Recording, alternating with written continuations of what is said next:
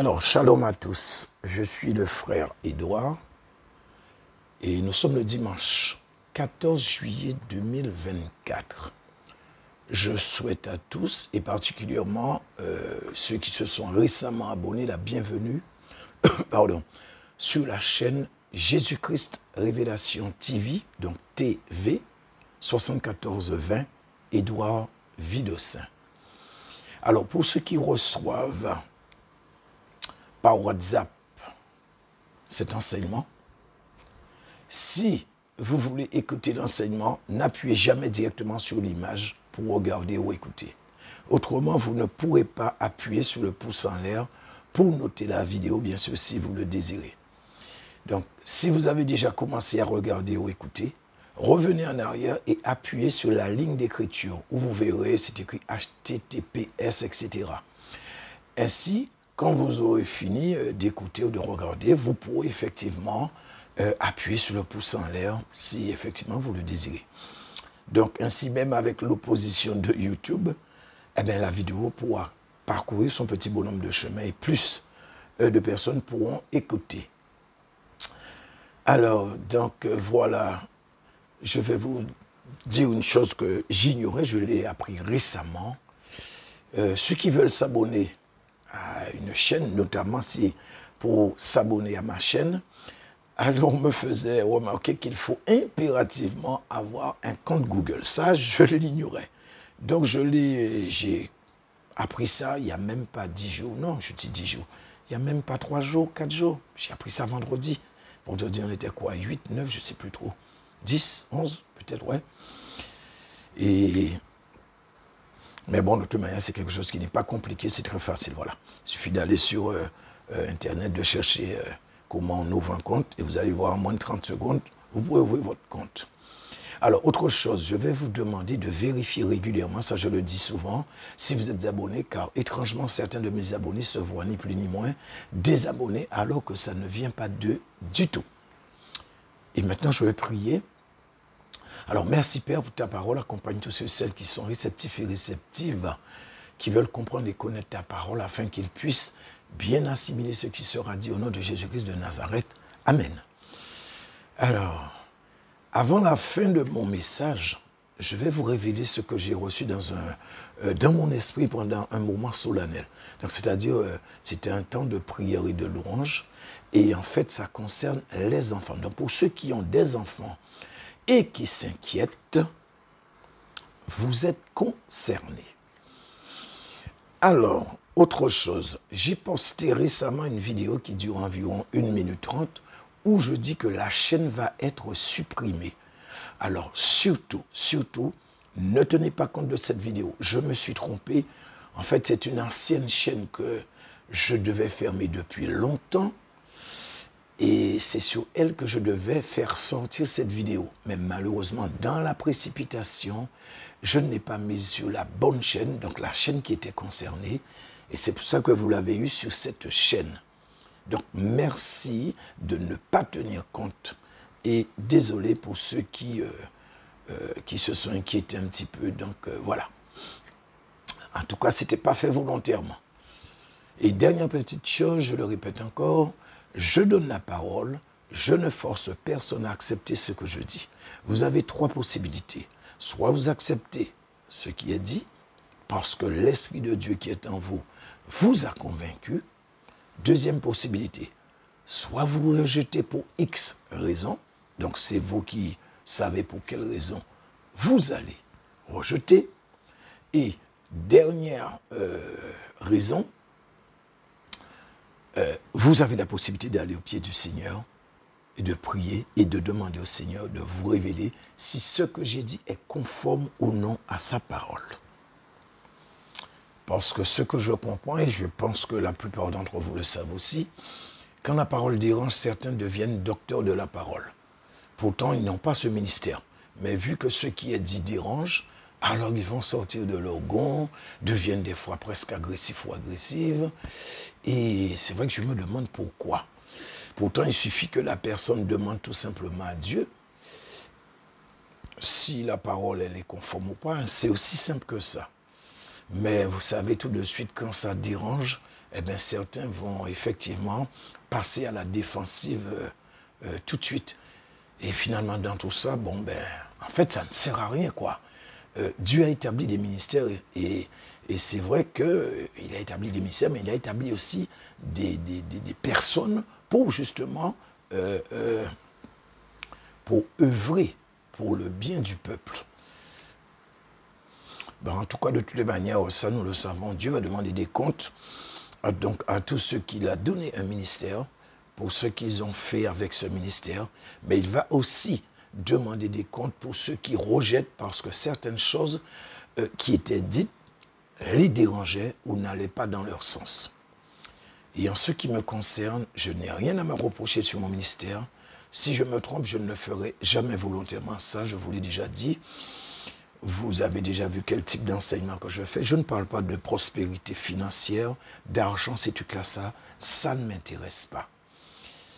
Et si jamais il y a, et pas si jamais, il y a effectivement des choses que je ne comprends pas dans la Bible, voilà, comme beaucoup, hein, enfin pas comme beaucoup, comme tous. Il n'y a personne qui pourrait venir dire qu'il comprend la Bible parfaitement. Donc il y a des choses qu'on ne comprend pas. Moi, il y a des choses que je ne comprends pas. Et quand je ne comprends pas, eh ben, j'évite d'en parler.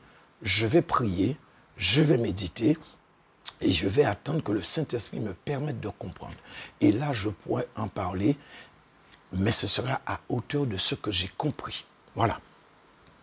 Bien. Alors, aujourd'hui, nous allons voir un thème intermédiaire. Donc, vous avez déjà vu le titre. Le jugement commence par ma maison, dit Dieu. Donc, c'est un verset que vous connaissez tous, mais je crois que la grande masse n'a pas compris ce qu'impliquait ce verset, sa profondeur réelle, et même que certains ont pris ce verset à la légère. Mais bon, nous verrons tout ça. Alors maintenant, qu'est-ce que j'entends par thème intermédiaire? Eh bien, tout simplement que ce qui est concerné par ce thème soit une période bien précise, ça doit s'insérer ou se placer juste avant le début de la grande tribulation. Car c'est la dernière ligne droite qui va nous conduire dans cette période. Et selon ce que je comprends, je vous ai dit que cette année 2024, pour ne pas me répéter, est l'année de transition.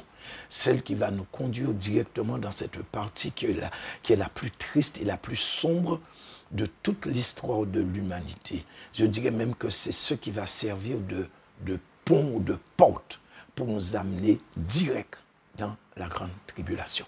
Et bien sûr, comme je vous l'ai déjà dit, on aurait dit des fois que je marche avec ma tête sur le bois, puisque j'ai oublié ce sujet qui est l'un des plus importants, des plus brûlants, mais qui va, je l'espère, aussi réveiller certains qui sont le plus souvent légers dans leur analyse et dans certains choix peu recommandables qu'ils font.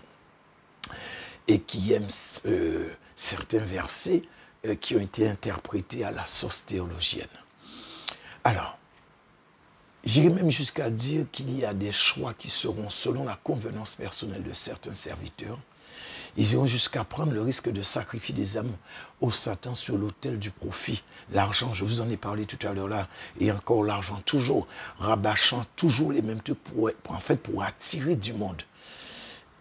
Et en fait, nous savons tous qu'il s'agit de prêches d'enseignement dilués et qui n'apportent absolument rien de bon aux enfants de Dieu, à part le dessèchement spirituel, la confusion, la pauvreté spirituelle et à la fin, la mort.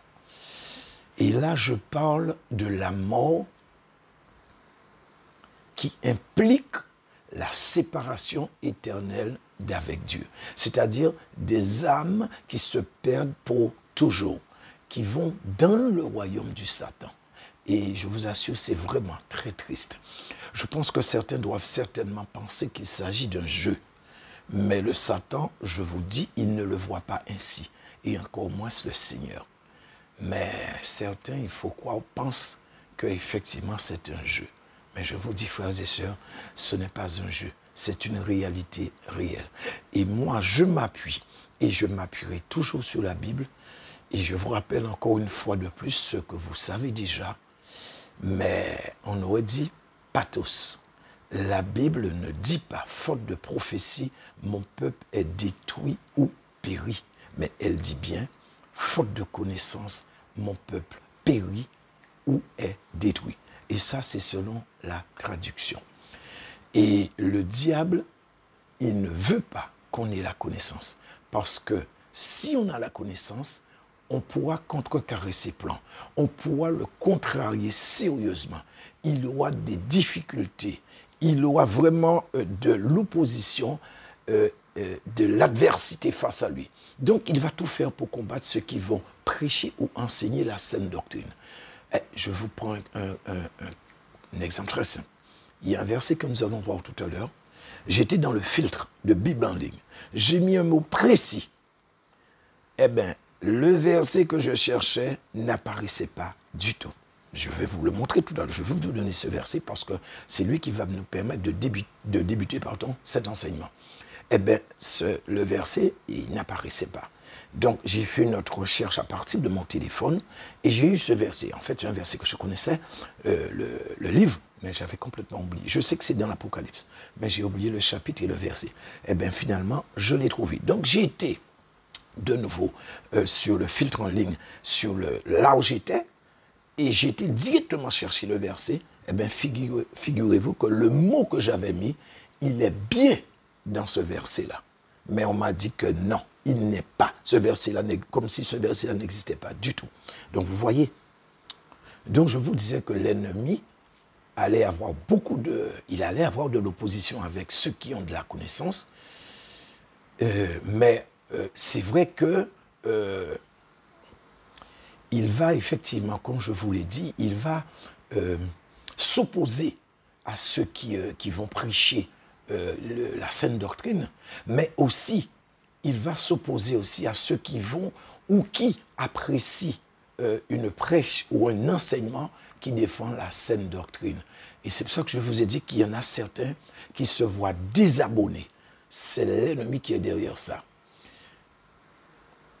En fait, ce qu'ils veulent, le diable et ses démons, c'est que le maximum de personnes restent dans les ténèbres spirituelles, c'est-à-dire dans l'ignorance. Mais en tout cas, pour ce qui est de ce thème, c'est vrai, je l'ai carrément oublié et je m'en veux. Pourtant, avec juste un petit peu de recul, j'aurais pu comprendre qu'il y avait une pièce qui manquait dans le puzzle. Il manquait un maillon à la chaîne. En fait, à la limite, ça crevait les yeux. Mais comme j'ai eu à le dire, il suffit d'oublier ou d'avoir mal compris un verset, eh bien, on peut passer à côté, voire complètement à côté. Et si j'en avais tenu compte, je pense que ça m'aurait permis d'être un peu plus précis. Alors, je ne vais pas dire de mon timing, mais ce serait plus par rapport à la place de chaque thème.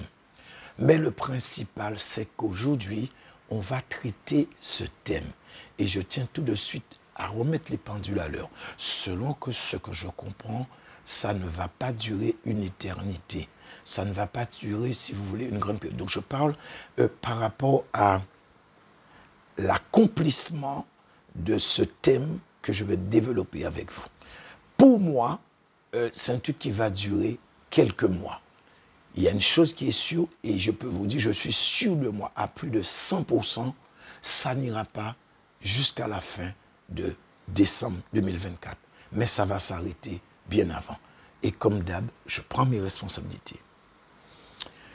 Alors, aujourd'hui, frères et sœurs, je vais essayer de vous expliquer certains versets. Alors, c'est vrai qu'on ne va pas prendre tous les versets parce qu'il y en a tellement, mais juste quelques-uns afin de dissiper tout doute sur le fait que quand on reçoit le Seigneur en tant que sauveur, on doit impérativement le recevoir aussi comme Seigneur et Maître. Donc, ce qui va impliquer que ce qu'on doit faire devant un Seigneur et ce qu'on doit faire devant un Maître. Vous voyez? Donc, il y en a qui l'ont reçu comme sauveur, mais pas comme Seigneur et comme Maître. Alors que devant un Seigneur et un Maître, il y a des choses qu'on est obligé de faire.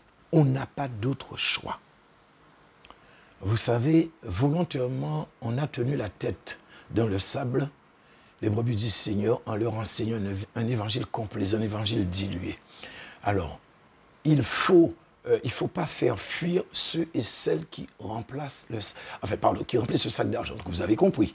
Donc ceux qui vont mettre leur dîme, leurs offrandes et tout ce que vous voulez, on va toujours leur donner un évangile qui va les caresser dans le sens du poil. Les caresser afin de s'assurer de cette entrée régulière d'argent, de fonds. Puisqu'en fait, on a pris l'Église du Seigneur pour un business, pour une entreprise, ou je ne sais pas, pour une grande surface. Mais aujourd'hui, on va utiliser les mêmes versets que ces dits serviteurs, et particulièrement pour ceux qui utilisent la théologie. Donc, ces versets qu'ils ont utilisés pour rendre opaque l'évangile. Donc, vous avez compris, c'est pour voiler la face de plusieurs, pour voiler l'évangile. Et les bercer dans ce que leur chair ne demandait qu'à accepter. Et qui font d'eux des chrétiens par principe. Mais je vais vous les expliquer selon l'esprit, utilisant ces versets en question. Et vous verrez que la Bible, elle est très claire et ne laisse planer aucun doute sur le fait que c'est volontairement que certains bouchent leurs oreilles pour ne pas entendre la vérité qui guérit et qui libère. Parce que ne l'oubliez pas, frères et sœurs, on a toujours le choix. Et malheureusement, certains, qu'il s'agisse du serviteur ou du chrétien, font souvent un choix délibéré. Mais ils sont pleinement conscients de leur choix. Mais c'est simplement la disposition de son cœur qui va décider de son choix. Parce que si tu veux recevoir la vérité, aucun diable, aucun démon ne peut t'empêcher de la recevoir. Si ton cœur est disposé à la vérité, quand le mensonge va arriver, tu vas le refuser. Ou si tu ne t'es pas rendu compte, tu vas le régurgiter automatiquement. Parce que le Saint-Esprit qui est en toi voit ton cœur. N'est pas disposé à recevoir la mauvaise semence.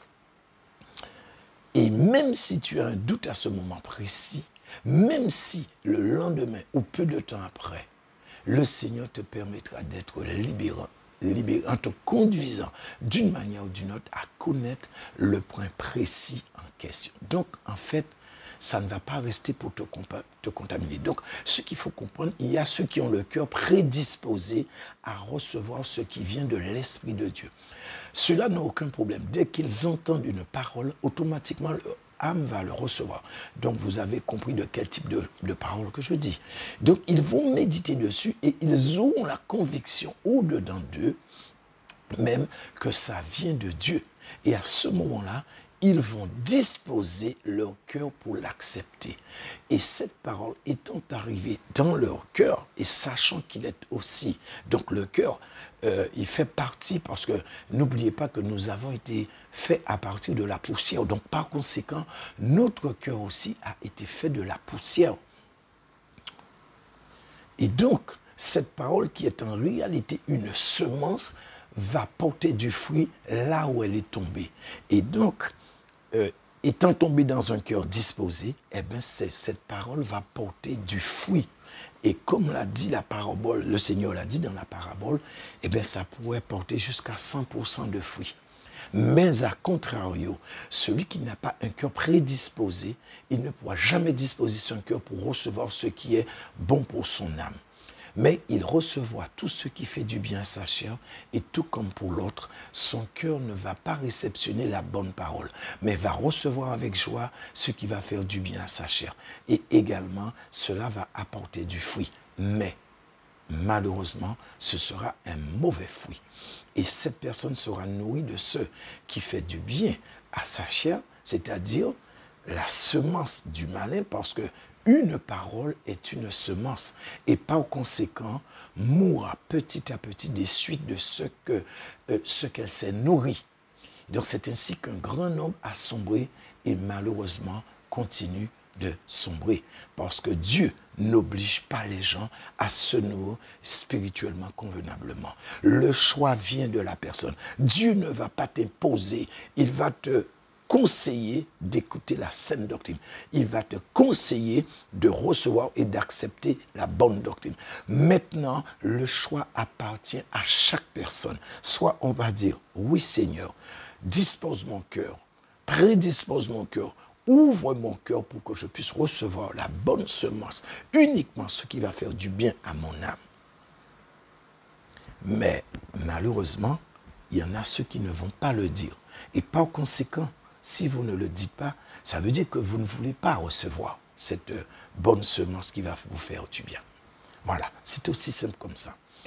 Et comme je le dis souvent, ceux qui ne veulent pas adhérer ou accepter l'évidence, c'est vous qui voyez. Mais je tiens à vous rappeler qu'en rejetant les enseignements que votre âme a vraiment besoin pour entrer dans la présence de Dieu, pour grandir, pour avoir cette connaissance qui va vous permettre de comprendre ce que vous devez faire, donc, parce que tout simplement ça va rentrer directement en conflit avec votre chair, alors vous devenez de facto un candidat pour la grande tribulation. Voilà, c'est aussi simple comme ça, que ça, frères et sœurs. Donc, comme je le dis, ceux qui ne veulent pas recevoir, c'est vous qui voyez. Bien, alors, nous allons commencer. Et le premier verset que nous allons lire, c'est celui qui va nous confirmer le titre du sujet. Alors, je dis bien confirmer. Donc, je n'ai pas dit que c'est ce verset-là, mais j'ai dit qu'il va confirmer ce verset. Donc, c'est un verset qui annonce par sa précision la proximité de certains événements. De par sa précision, nous pourrons effectivement comprendre si vraiment, quand on parle de retour du Seigneur, si nous avons les signes qui attestent ce retour en question. Car c'est ce verset qui va servir de marqueur temporel. L'Église saura que oui, le Seigneur est effectivement de retour. Alors, pour ne pas me répéter, je dis bien, je précise, retour du Seigneur. Parce qu'on a tendance à mélanger l'enlèvement de l'Église et le retour du Seigneur. Alors je le répète encore parce que certainement il y a ceux qui n'ont pas peut-être entendu les enseignements où je parlais de ça. Donc c'est pour ça que je le redis de nouveau. Et en fait, le problème c'est que ça a été mal expliqué. Il y a eu une sorte d'embroglio, de confusion, de mélange. Et je vous l'ai dit à plusieurs fois, ce sont deux choses qui n'ont rien en commun. Le retour du Seigneur et l'enlèvement de l'Église, ou si vous préférez, l'avènement du Seigneur et l'enlèvement de l'Église. Autrement, et je vous l'ai dit aussi, s'il y avait juste le retour du Seigneur, nous n'aurions pas ces deux expressions, frères et sœurs. Nous, retour et enlèvement, si ce n'était pas deux choses, mais vraiment, comme je vous ai dit, qui n'ont rien en commun, mais qui se complètent, nous aurions eu que l'enlèvement direct. Mais, je vous rappelle que si c'était le cas, et Dieu merci que ce n'est pas le cas, je vous l'ai dit la dernière fois, en matière d'adultes, je ne sais pas combien qui seraient montés. Je pense que les doigts d'une seule main pourraient suffire à compter. Il n'y aurait eu que des enfants. Et très peu d'adultes. Mais moi, personnellement, je ne serais pas parti. Et pourtant, Dieu seul sait les efforts que je fais. Et donc, finalement, ce verset en question que nous allons voir justement, que je vous ai dit que quand j'ai fait le filtre, étrangement, je n'ai pas eu ce que je cherchais. Alors, justement, va permettre d'ouvrir, donc ça va permettre d'ouvrir les yeux de certains, de comprendre que oui, c'est le jugement de l'Église qui est le point central des événements de la fin des temps. Et c'est le Seigneur lui-même qui va donner cette prophétie. Et comme je vous dis, que je crois qu'il a commencé à se réaliser depuis la dernière Pentecôte 2024. Donc soit à partir du 12 juillet, comme je vous l'avais annoncé. Rappelez-vous, je vous avais dit de surveiller cette date, car pour moi, c'était une date cruciale pour l'Église, corps de Christ. Et c'est un verset qui se trouve dans le même livre, qui va annoncer, avec quand même une certaine précision, sans pour autant donner la date, qu'effectivement, frères et sœurs, nous y sommes. Mais également, qui va montrer aux nations, ou plutôt, je veux dire qu'il va faire voir aux nations, elles doivent, les nations, elles doivent comprendre qu'il y a un Dieu et qu'elles ne peuvent faire ce qu'elles veulent sans en payer le prix. Et comme l'a dit Pierre, Beaucoup disent que depuis la nuit des temps, on annonce sa venue. Mais les choses sont toujours telles quelles. Où est sa venue? Oui, c'est Pierre le dit. Effectivement, il y a des gens, et même au moment où je vous parle, il y a des gens qui répètent cette même phrase. Et en fait, c'est le verset que Pierre nous a donné. Donc, ce qui montre que ces gens, l'ennemi a voilé leur face. Eh bien, mon frère, ma soeur, nous allons lire ce verset en question et vous comprendrez tout ce que je viens de vous dire. Donc, il s'agit d'un verset que tous connaissent, mais certainement n'ont pas compris que c'est ce verset qui, quand il commencera à s'accomplir, va marquer de manière irréversible je ne sais pas si je peux dire ça ainsi, le bouquet final. En fait, effectivement, c'est aussi un marqueur temporel. À partir de son accomplissement, comme je vous ai dit, qui a débuté, eh bien, vous allez comprendre qu'effectivement, nous y sommes. D'ailleurs, je vais vous l'expliquer, vous comprendrez mieux. Alors, il s'agit d'Apocalypse chapitre 22, le verset 12. Il nous dit, « Voici, je viens bientôt et ma rétribution est avec moi pour rendre à chacun selon ce qu'est son œuvre. » Donc, parole du Seigneur. Alors, il est vrai que je n'ai pas mis le verset qui le précédait, mais c'est un verset que je vous expliquais la dernière fois, où on nous disait que celui qui pêche, pêche encore, etc. Vous voyez, après ce verset qui dit que celui qui pêche, pêche encore, que celui qui se suit encore, que celui qui se sanctifie encore, tout de suite après, il y a ce verset. Et je vous avais dit, concernant le verset en question, qu'effectivement, quand ce verset a commencé, parce que c'est une prophétie que l'ange a balancée, quand ce verset a commencé, ça veut dire que nous sommes déjà dans la phase finale. Et là, vous voyez, le verset qui suit après, c'est ce que je viens de vous lire. « Voici, je viens bientôt et ma rétribution est avec moi pour rendre à chacun selon ce qu'est son œuvre. » Donc, tout ça, ça s'emboîte, frères et sœurs. C'est comme un puzzle. Ça s'emboîte. Alors, pour venir sur ce verset d'Apocalypse chapitre 22, verset 12, nous pouvons constater que le Seigneur n'est pas dans le temps. Parce qu'il dit, je viens bientôt. Or, ça fait quand même 2000 ans. Mais en fait, pour le Seigneur, ça ne fait que 2 jours. Parce que le Seigneur, il n'est pas dans le temps, il est dans l'éternité. Et il dit, ma rétribution est avec moi. Alors, qu'est-ce que la Bible, ou plutôt, qu'est-ce que le Seigneur voulait nous dire par ma rétribution est avec moi? Alors, le mot grec utilisé pour rétribution est mistos. Alors, pardonnez pour la prononciation, le grec, ce n'est pas mon fort. Et donc, ça veut dire salaire, récompense. Sauf que nous ne devons pas être fermés quant à la définition, ou plutôt à la compréhension de ce mot rétribution. Et sans utiliser d'extension, nous pouvons comprendre tout naturellement que la définition va au moins dans 2 sens. Alors, qu'est-ce que je veux dire par là? Que nous ne devons pas voir le mot rétribution que dans le sens positif, c'est-à-dire récompense seulement. Non, mon frère, non, ma soeur, ça ne fonctionne pas comme ça. Nous devons le voir comme la Bible le voit. La Bible ne dit-elle pas que le salaire du péché, c'est la mort? Oui, elle le dit. Est-ce pour autant une bonne chose pour ceux qui sont concernés? Non. Pourtant, on parle de salaire. Or, en général, quand on dit salaire, c'est toujours quelque chose de positif. On reçoit de l'argent. Et la Bible dit, le salaire du péché, c'est la mort. La mort, ce n'est pas une récompense. Et ça, vous le savez. Donc, nous devons comprendre par là que ce verset est en train de nous dire qu'au moment où le Seigneur accomplit cette prophétie, effectivement, une partie va recevoir de grandes et d'abondantes bénédictions depuis sur la terre. Contrairement à ce que beaucoup disent.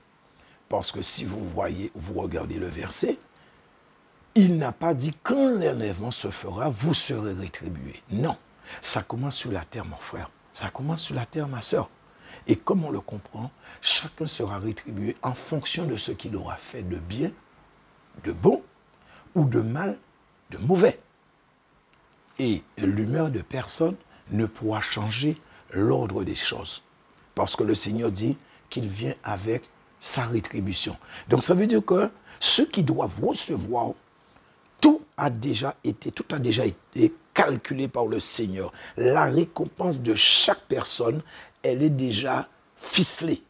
C'est comme ça fonctionne. En tout cas, c'est comme ça que je le comprends. Donc, si tu as œuvré pour le Seigneur dans l'obéissance, bien sûr, je dis bien dans l'obéissance, bien sûr, parce que nous pouvons faire de bonnes choses, frères et sœurs. Mais si ce n'est pas la volonté de Dieu, ça risque de ne pas être, ou plutôt compter et être rétribué. Pourquoi je dis ça? Parce que, par exemple, je prends un exemple très simple. Vous pouvez aller aider un frère ou une sœur en lui donnant de l'argent, par exemple. Mais sauf que le Seigneur est en train de punir ce frère ou cette sœur pour X raisons. Et donc, ce frère, cette sœur qui prie, qui demande au Seigneur, « Seigneur, les temps sont difficiles, je ne peux pas faire si je ne peux pas payer. » Mais en fait, le Seigneur lui avait dit des choses, mais qu'il ou elle, ils n'ont pas mis en application, en pratique. Elle n'a pas mis en application, en pratique. Donc, à ce moment-là, nous allons aider, nous penserons faire une bonne chose, mais en réalité, c'est une très mauvaise chose. Et je vais prendre mon cas. Bon, c'est pas que je voulais parler de ça, mais j'avais effectivement au début aidé une famille qui me disait qu'elle était en difficulté, etc. Et moi qui ai un cœur un petit peu, je vais dire, ignare. Donc, le plus souvent, avant, je démarrais au quart de tour, parce que j'aime pas entendre que les gens sont en difficulté, les gens n'ont pas à manger, etc. Parce que c'était mon lot quotidien quand j'étais petit. Donc, tout de suite, ça me ramène en arrière et je réagis. Alors, vous savez quoi? J'ai appris par la suite que l'enveloppe que je leur avais donnée, eh bien, ils ont été achetés des cadeaux pour la Saint-Valentin. Quelque chose que je n'ai jamais fêté de toute ma vie. Voilà à quoi a servi l'argent au lieu d'acheter de la nourriture pour donner aux enfants. Donc vous comprenez, quand je dis que nous pouvons faire quelque chose qui n'est pas dans le plan de Dieu. Donc c'est pour ça qu'il faut toujours demander à Dieu dans toutes les situations. Et donc, ce que je veux vous faire comprendre, quand je vous ai parlé de proximité ou de marqueurs temporels dans ces bénédictions qui vont descendre, et même qui ont commencé à descendre, parce qu'apparemment, certains ont commencé à recevoir. Donc, je disais que plutôt dans ces bénédictions, nous devons comprendre que la dernière onction en fait partie. Oui, je vous en ai parlé du torrent d'Ézéchiel. C'est cette dernière grande onction qui n'a jamais été répandue sur la terre entière. Et, frères et sœurs, nous y sommes. Ce n'est même plus une question d'année pour ma part. Nous sommes dans cette année. Et maintenant,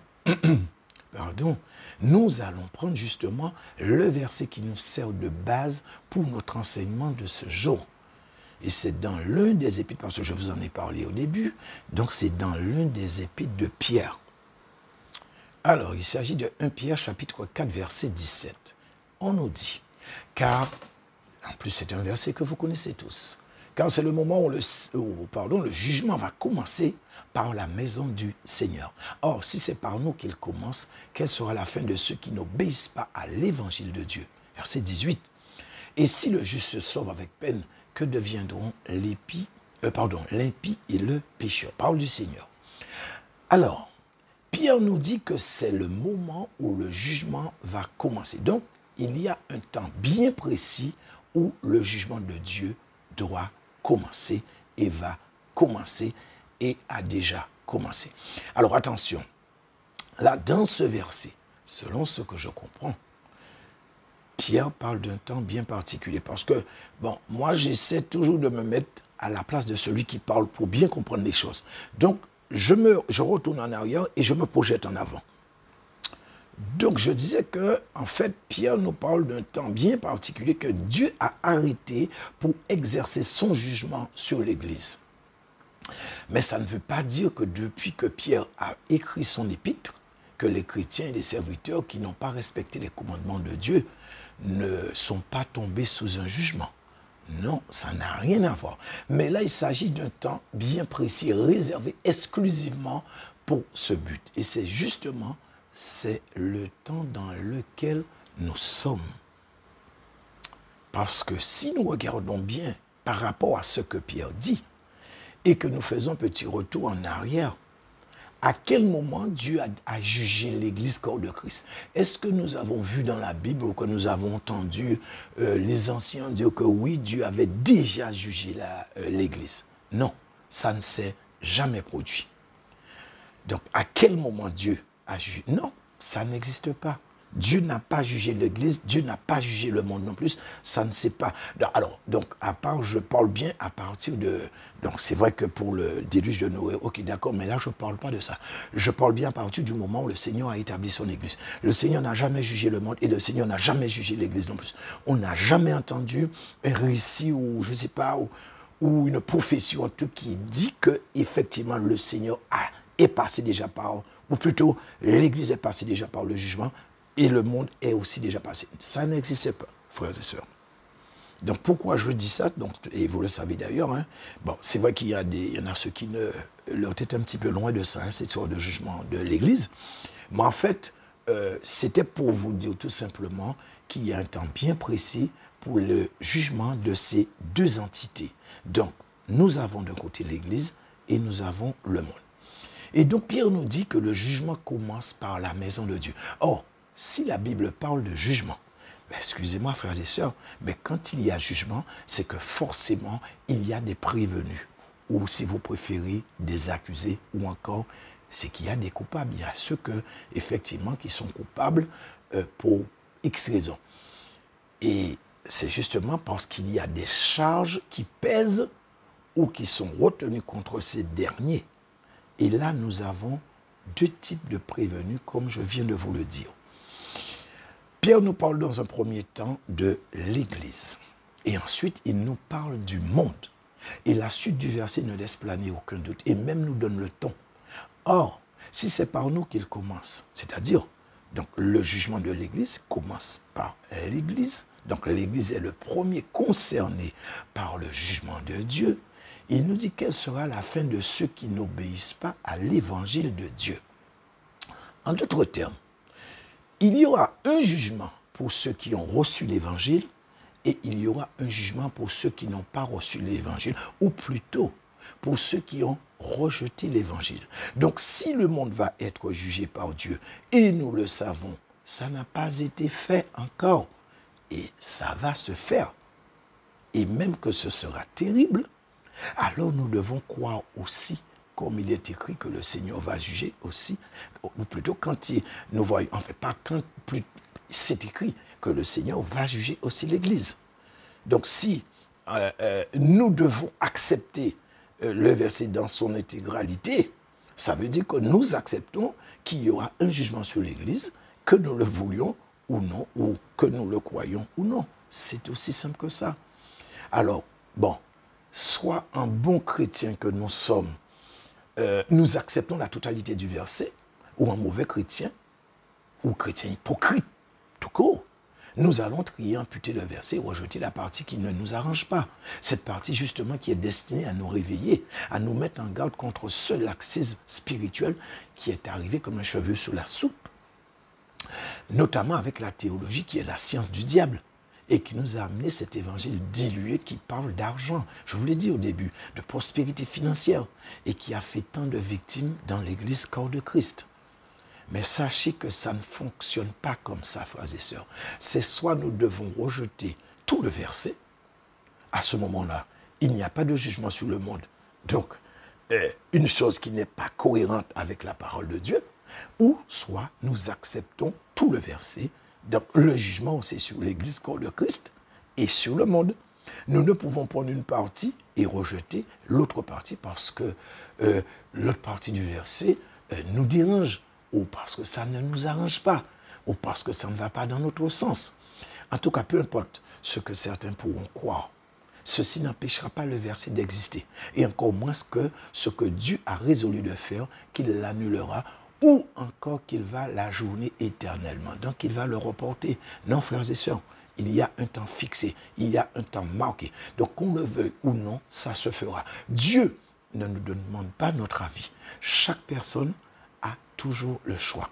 Et donc moi, ce que je vais traiter avec vous ce jour concerne la partie où l'Église est impliquée. Donc moi, le monde est déjà jugé. Là, ce qui m'intéresse, c'est l'Église. Et je vais faire tomber ce mythe, cette croyance absurde que beaucoup se complaisent à réciter sans cesse. Plus de condamnation pour ceux qui sont en Christ. Donc vous voyez, c'est un verset qui a été tiré de son contexte pour en faire un prétexte pour que beaucoup puissent vivre une vie débridée, une vie de dissolution, une vie qui ne connaît pas le dépouillement. Mais rappelez-vous ce que je vous ai dit dans l'un des enseignements récents que j'ai posté. Ce ne sont pas les chaises que le Seigneur va juger. Pierre parle de l'église corps de Christ. Et nous savons de quoi est composée cette église. Et nous verrons aussi d'autres versets qui ne laissent planer aucun doute sur le fait qu'effectivement chaque chrétien est tenu de respecter et appliquer l'ensemble des commandements de Dieu qui se trouvent dans la Bible. Il n'y a pas une partie de la Bible pour les vierges sages, une partie pour les vierges folles, ni une partie pour serviteurs, une partie pour brebis. Nous sommes tous logés à la même enseigne. Toutefois, je vous rappelle ce que vous savez, ou peut-être pas tous, mais que je vous ai dit il n'y a pas si longtemps. Nous, serviteurs de Dieu, nous serons jugés plus sévèrement. Alors, loin de moi de vous donner un enseignement édulcoré ou dilué. Vous ne m'avez jamais entendu parler d'argent, je vous l'ai dit tout à l'heure, c'est pas c'est pas mon type de message. Donc, ceux qui veulent des enseignements sur l'argent, il faudrait aller sur une chaîne YouTube qui en parle. Mais sur cette chaîne-là, non. Et donc, voyez ce que Pierre nous dit dans le verset 18. Si le juste se sauve avec peine, que deviendront le pécheur et l'impie? Alors, le juste se sauve, selon Pierre, avec peine. Donc, si le juste se sauve avec peine, le pécheur ne peut être sauvé. Pour moi, c'est clair. Et là, Pierre nous fait clairement comprendre qu'il s'agit de ceux qui sont assis dans l'église et qui sont les pécheurs de qui fait partie de l'église. C'est pas le monde n'est pas. C'est vrai qu'on dit le monde est entré dans l'église est entrée dans le monde, mais quand Pierre parle là de pécheurs, il ne parle pas du monde, il parle bien de l'église. Parce qu'après, Pierre nous parle des pécheurs et des impies. Alors, c'est quoi un pécheur? C'est celui qui pratique de manière volontaire le péché. Or, le chrétien peut pratiquer le péché volontairement. Et je dis, le chrétien, certains chrétiens, pratiquent le péché volontairement. C'est d'eux que Pierre parle ici, là. Pourtant, il n'y a aucun verset dans la Bible qui dit que nous devons pratiquer le péché. Par contre, il y en a une pléthore, une quantité, mais vraiment énorme, de versets qui dit que nous ne devons pas pécher, que nous devons dans la sanctification. Je pense que ce verset qui doit être cité dans le plus grand nombre de fois, enfin, le plus souvent dans la Bible. Que ce soit dans l'Ancien Testament ou dans le Nouveau Testament, bien sûr. Mais de toutes les manières, nous verrons dans la suite, justement, de ces versets qui parlent de ceux qui pratiquent volontairement le péché. Et ensuite, il nous dit et nous parle de l'impie. Alors, c'est quoi un impie? Alors, impie, ce mot, ça vient du grec asebes, A-S-E-B-E-S, et ça veut dire démuni de révérence envers Dieu. Donc, ceux qui condamnent Dieu, enfin, ils ont mis condamne, mais je vais plutôt dire juge Dieu, parce qu'on ne peut pas condamner. C'est ceux qui est en autorité qui peut condamner. Juger, tout le monde peut juger, mais tout le monde ne peut pas condamner parce que c'est celui qui est en autorité. Donc, un juge condamne parce qu'il est en autorité. Dieu condamne parce qu'il est en autorité. Donc, pour ma part, il devrait plutôt mettre celui qui juge Dieu. Alors, donc, je disais, donc le mot asibes grec, pour impie qui dit celui qui est démuni de révérence envers Dieu. Donc celui qui juge Dieu, hein, bon, vous allez trouver condamné si vous voulez, mais moi je dis qu'il juge Dieu. Alors donc,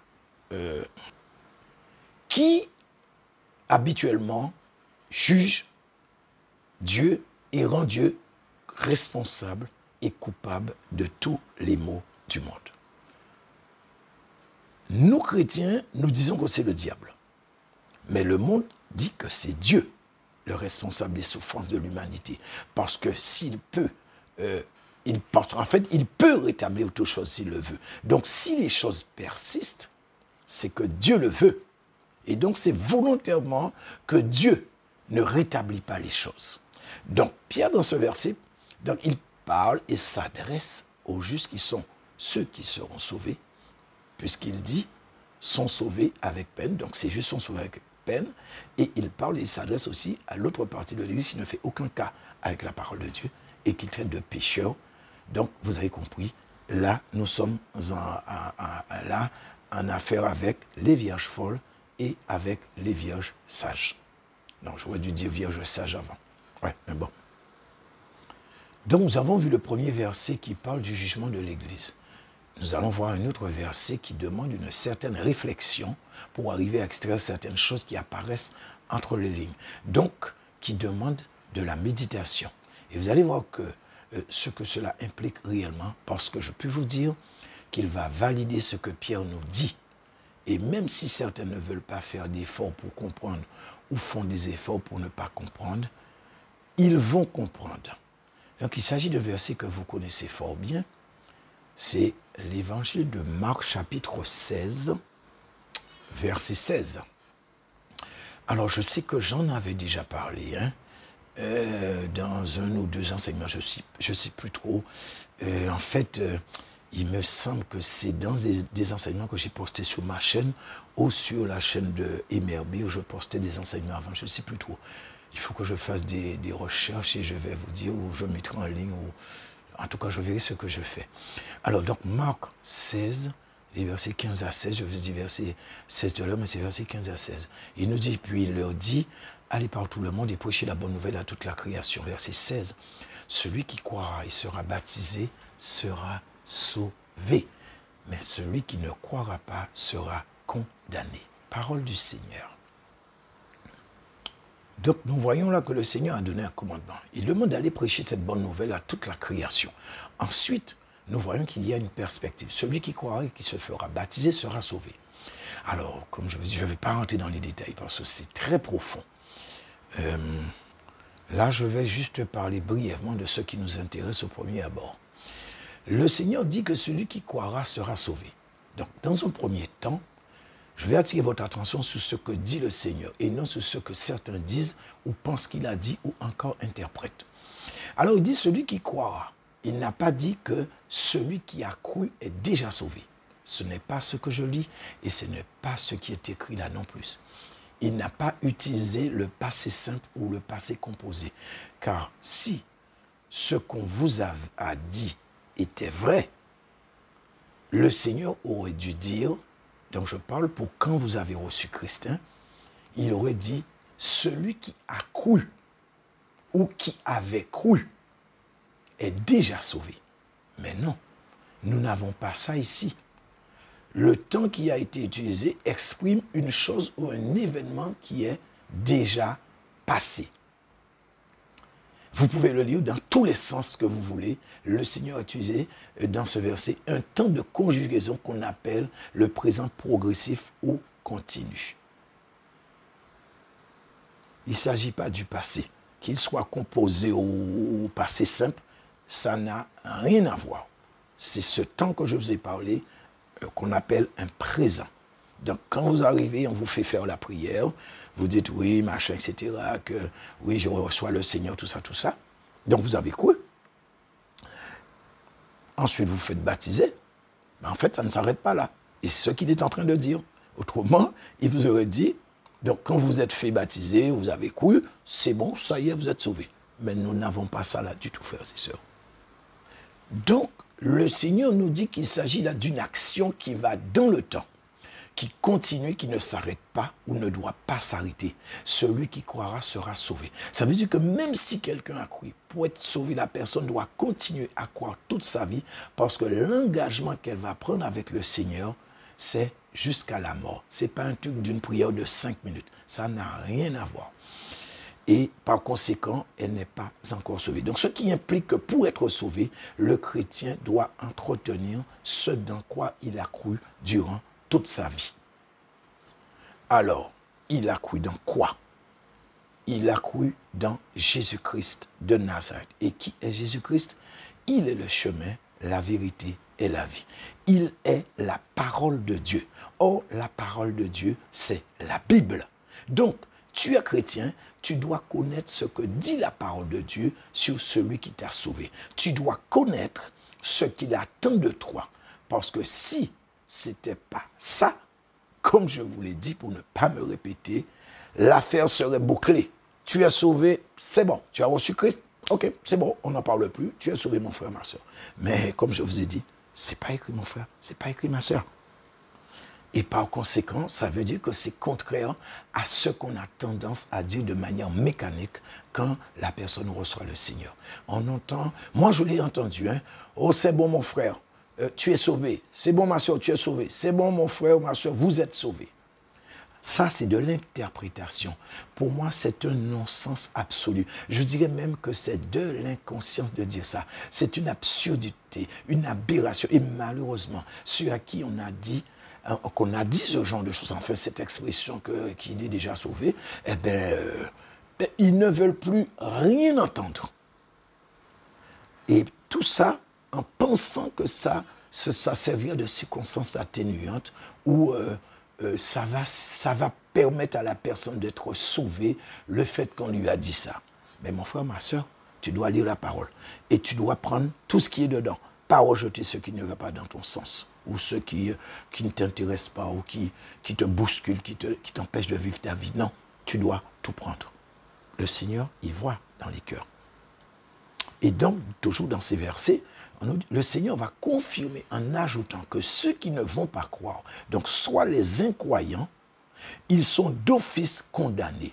Il n'a pas dit qu'ils sont jugés, mais condamnés directement. Donc, ils ne passent même pas par le jugement. Dès lors qu'ils rejettent la parole, donc le salut qui leur est offert, eh bien, ils tombent directement sous la condamnation. Donc, si ceux qui ne croient pas sont de facto condamnés, qu'ont-ils besoin de connaître dans la Bible? Et en quoi sont-ils concernés par ce qui est écrit dans la Bible? Par conséquent, le Seigneur nous dit à travers ces deux versets que tout ce qui est écrit dans la Bible est pour celui qui a cru à la bonne nouvelle. C'est à lui que le Seigneur s'adresse. Et pour moi, c'est d'une logique quand même très cohérente. C'est même une évidence et très élémentaire, je trouve. Et d'ailleurs, si vous regardez l'image que je vous ai mise, vous voyez, d'un côté, vous avez celui qui a refusé, qui a rejeté, et de l'autre côté, vous avez celui qui a cru. Mais il a aussi son arme, qui est la Bible. Il ne peut marcher sans la Bible. Alors donc, qu'est-ce que tout cela va impliquer par rapport à ce que je vous ai dit? Que quand tu vas lire dans la Bible que le voleur, le menteur, le fornicateur, celui qui est dans l'idolâtrie, ceux qui ont volé, qui n'ont pas restitué ce qu'ils ont dérobé, les adultères dans les couples qui n'ont pas avoué à leur conjoint leur infidélité, ceux qui continuent à brûler la chandelle par les deux bouts, qui continuent à vivre comme le monde et j'en passe, iront dans le lac de feu de soufre. Oui, c'est à eux qu'est adressée ces paroles, pas celui qui est déjà condamné. Il ne peut en aucun cas s'agir de quelqu'un qui n'a pas cru ou qui est déjà condamné pour avoir rejeté la bonne nouvelle, mon frère, ma soeur. Donc, ça ne peut concerner que celui qui n'est pas encore condamné. Donc, celui qui a cru à cette bonne nouvelle. Voilà, là, c'est simple et c'est clair. Et par conséquent, tous les versets dans la Bible qui mettent en garde contre le jugement, qui parlent de punition si la personne fait telle ou telle chose mauvaise, des choses qui ne plaisent pas à Dieu, ça ne concerne pas celui qui a rejeté la bonne nouvelle, puisqu'il est déjà condamné. Je sais que je me répète beaucoup, mais au moins je sais que ça va rester dans votre cerveau, dans votre mémoire. Donc ça ne peut concerner que ceux qui ont reçu le salut, afin qu'ils ne puissent justement pas ressembler à ceux qui ont rejeté le salut pour ne pas subir le même jugement qu'eux. Donc, ce que certains ne veulent pas comprendre et accepter, tu étais dans le monde, tu as accepté Christ, donc automatiquement, tu sors du monde, mais tu n'en fais plus partie. Mais si tu sors du monde pour être avec Christ, tu ne peux pas partir avec ce qui appartient au monde. Autrement, pourquoi sortir du monde et garder ce qui est du monde? Comment peut-on faire la différence si ce n'est en rejetant ce qu'on avait reçu dans le monde et en acceptant ce que Christ va nous offrir, c'est-à-dire ce qui est dans sa parole? C'est vrai, il t'a bien dit de venir comme tu es, mais il ne t'a jamais dit de garder ce que tu avais. Ce n'est pas écrit. Beaucoup d'appelés, peu d'élus. Comment trier pour qu'il y ait peu d'élus? N'est-ce pas la vie que mène chaque chrétien qui va déterminer s'il est élu parmi ceux qui ont été appelés? Parce que celui qui a été appelé, il n'est pas encore élu. J'entends, oui, non, je suis élu, tout le monde est élu. Ben attendez, tous ont été appelés et le Seigneur dit peu d'élus et tous sont élus. Donc là, il y a un problème. Et c'est en contradiction flagrante avec la parole de Dieu. Donc maintenant, si certains veulent continuer à croire dans les histoires de pour petits enfants privés de sommeil, c'est eux qui voient. Mais tôt ou tard, Dieu leur rappellera sa parole. Et malheureusement pour le plus grand nombre, il sera trop tard. Je vous l'ai dit la dernière fois. Et donc nous allons finir la première vidéo avec toujours un verset de Paul qui va continuer de nous confirmer ce que je suis en train de vous dire. Alors rappelez-vous que je vous avais parlé d'un verset qui parlait de ceux qui péchaient volontairement. Il s'agit de Hébreux chapitre 10, versets 26 à 31. On nous dit, car si nous péchons volontairement après avoir reçu la connaissance de la vérité, il ne reste plus de sacrifice pour les péchés. Verset 27. Mais une attente terrible du jugement et l'ardeur d'un feu qui dévorera les rebelles. Verset 28. Celui qui a violé la loi de Moïse meurt sans miséricorde sur la déposition de 2 ou 3 témoins. Verset 29. De quel pire châtiment pensez-vous que sera jugé digne celui qui aura foulé aux pieds le Fils de Dieu, qui aura tenu pour profane le sang de l'alliance par lequel il a été sanctifié et qui aura outragé l'esprit de la grâce. Verset 30, car nous connaissons celui qui a dit, à moi la vengeance, à moi la rétribution.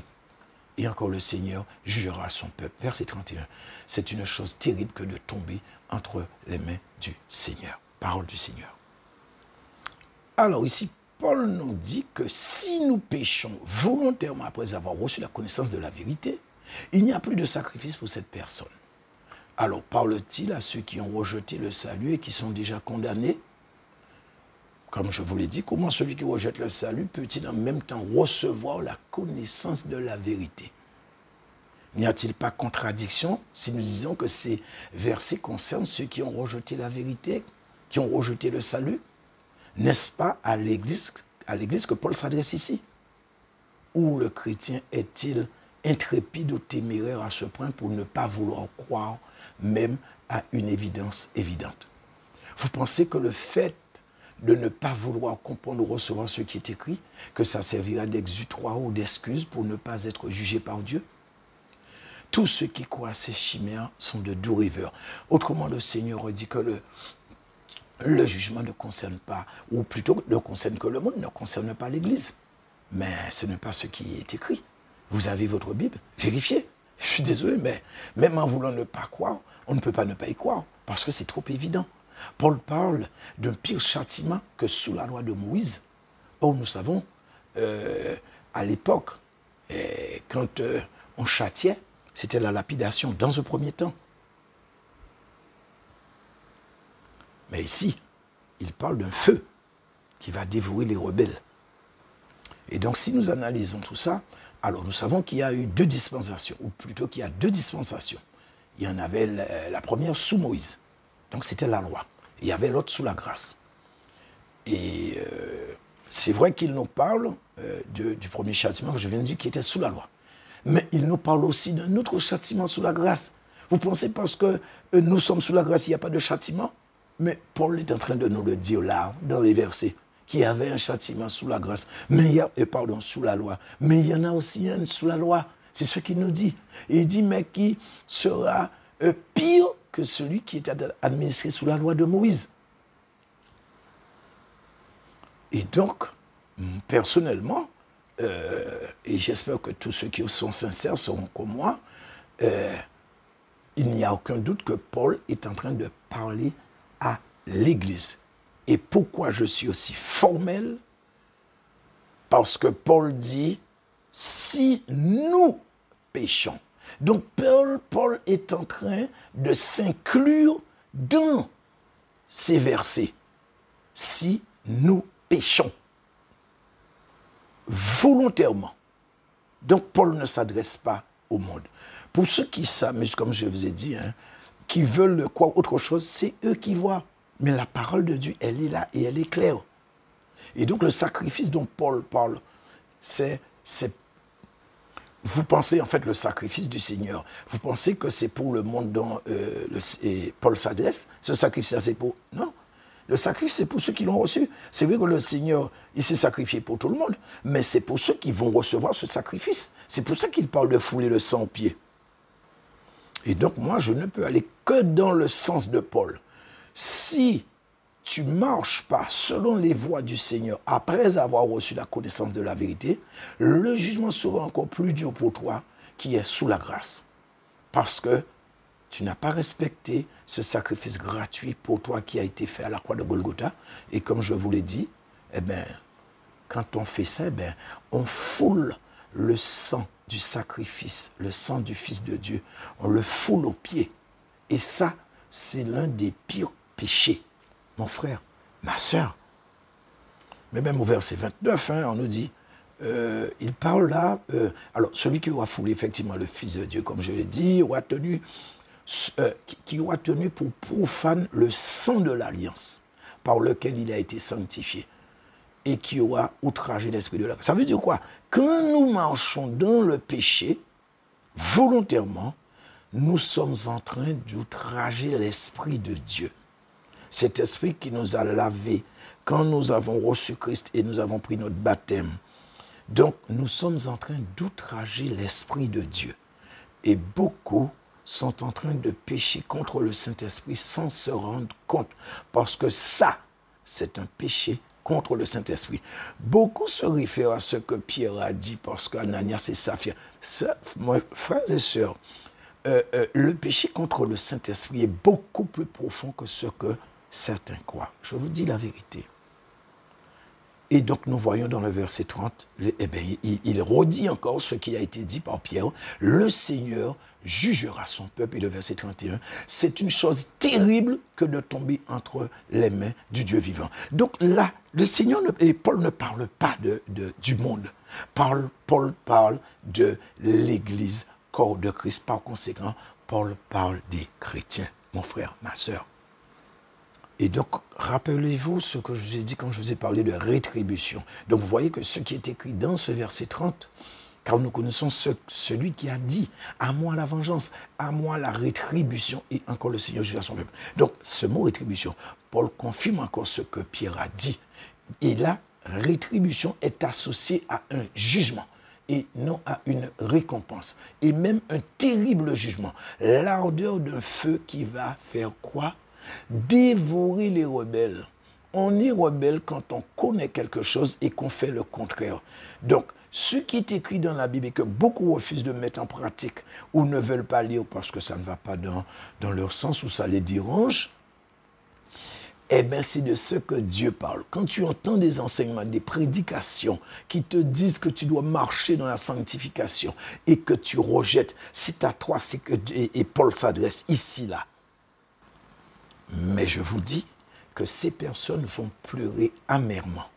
Il y aura des pleurs et des grincements de dents. Mais il ne leur sera fait aucune miséricorde. Je vous dis la vérité. Ceux qui ne veulent pas croire, c'est vous qui voyez. Mais moi, je vous ai dit ce qui est écrit. C'est mon ministère. Et donc, nous allons mettre un terme avec la première vidéo. Et donc, vous aurez la deuxième et dernière vidéo prochainement. Soyez bénis.